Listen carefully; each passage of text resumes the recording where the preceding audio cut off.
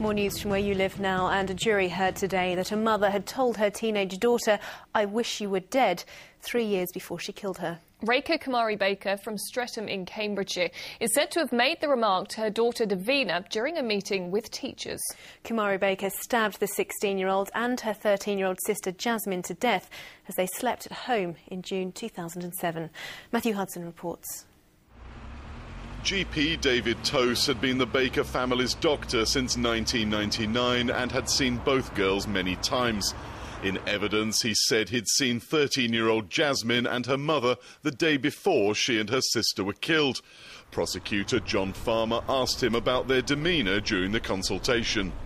Dr. Tose told the jury Jasmine seemed happy and was laughing and giggling. There was no evidence of any tension between them. Her mother was also very light-hearted and was laughing. He was then asked by the defence team if he felt any responsibility for what subsequently happened, and he said, "Inevitably, I've been through those consultations in my mind many, many times. I'm convinced in my own mind there was nothing I could have picked up on." Less than an hour after leaving the surgery, Kumari Baker bought the knives she used to kill her daughters at this supermarket in Cambridge. The doctor also said the defendant had been referred for counselling for mild depressive symptoms during her divorce in 2003, adding that she had believed her older daughter Davina was also depressed at that time, although the doctor had not agreed. Kumari Baker admits stabbing the girls repeatedly, Davina 39 times, at her home in Streatham near Ely in the early hours of June the 13th, 2007. But she denies 2 charges of murder on the grounds of diminished responsibility, claiming she was suffering from an abnormality of the mind at the time of the killings. The jury also heard Kumari Baker told her daughter Davina, "I wish you were dead," 3 years before she killed her.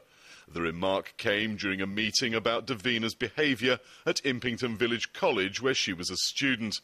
The court heard the college's vice principal, Stephanie Franklin, describe Kumari Baker as aggressive and dictatorial.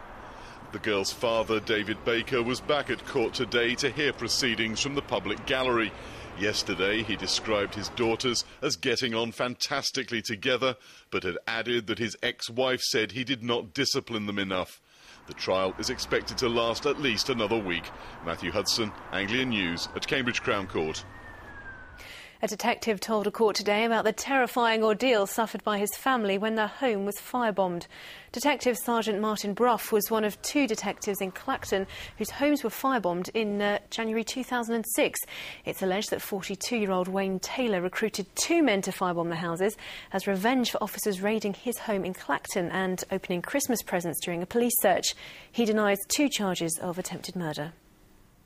A man's appeared in court charged in connection with the stabbing of TV presenter at a Norfolk supermarket. MTV frontman Matthew Pritchard was stabbed in the neck at this co-op store at Toftwood near Dereham.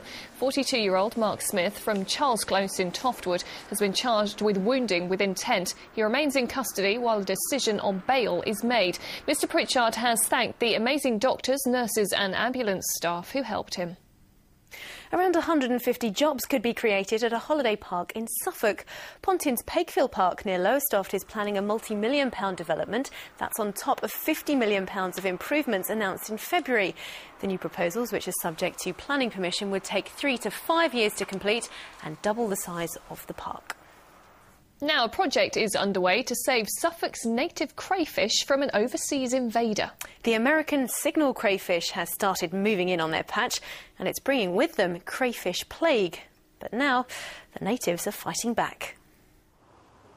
They're possibly not your ideal new neighbours, the not-so-friendly-looking crayfish. But moving home for them has become a necessity. They're threatened by an invasive species, the signal crayfish, which also brings crayfish plague with it, which can kill our own native crayfish within days if it gets into a population. This project to protect them is being carried out by the Suffolk Biodiversity Partnership and the Environment Agency. These ones were found in the River Wensum in Norfolk, but this week 60 are being transferred to a secret location in Suffolk. Crayfish used to be common here, but sadly, over the years, they've started to disappear. And that's why experts say a project like this is vital.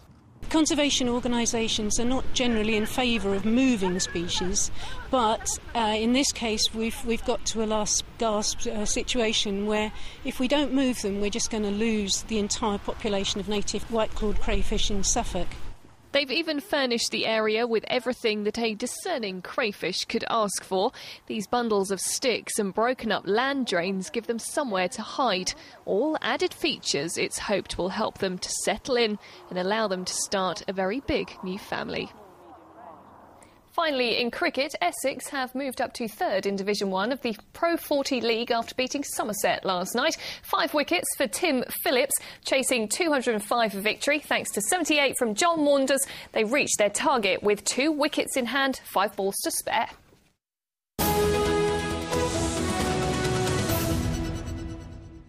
Next tonight, and the mighty elm tree was once a part of the English landscape that generations took for granted until the march of Dutch elm disease back in the 1970s wiped out thousands.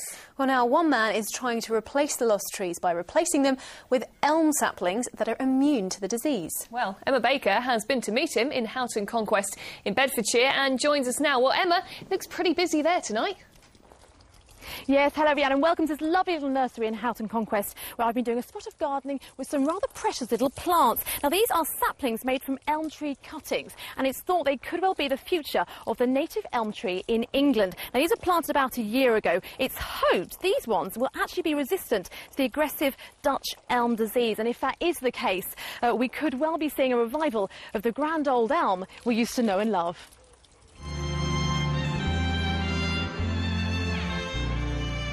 Years ago, they were an iconic part of England. Elm trees used to dominate our landscape. But today, the native variety of the tree is a precious rarity, all because of this.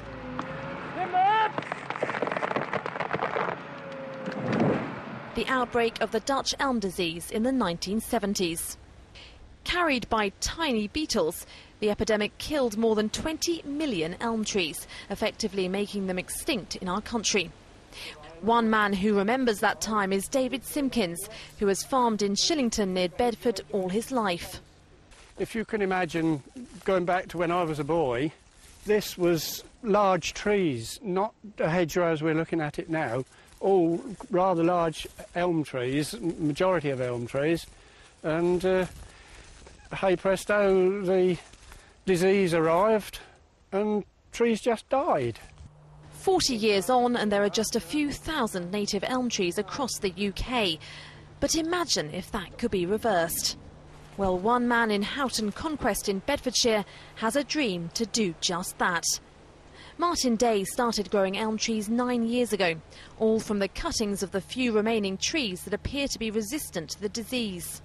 It's left a huge hole in the countryside when they started to die off and when they continued to die off. So I feel that it's a chance that we ought not to miss. Whether it'll work or not, we don't really know, but we hope that it will. Now the Conservation Foundation is supporting Martin in his dream, and there's real hope for the future of the elm tree.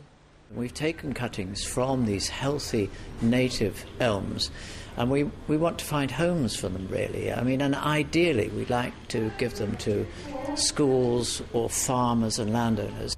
Many of those who can remember the elm trees of times gone by will no doubt be watching this experiment closely. But like Martin, they'll have to be patient. It'll be a good few years yet before we find out if they've really found the key to this tree's future. So, what happens to those plants there? Where will they be planted? Well, these little ones are going to be planted at different locations around the country. Well, of course, they will be closely monitored over the next few years. But it will be around 20 years before we find out if these truly are resistant to the Dutch elm disease. But the team do say that will be worth the wait. If this one survives the threat, it could well live for 200 years into the future. Emma, thanks. We'll leave you to your gardening.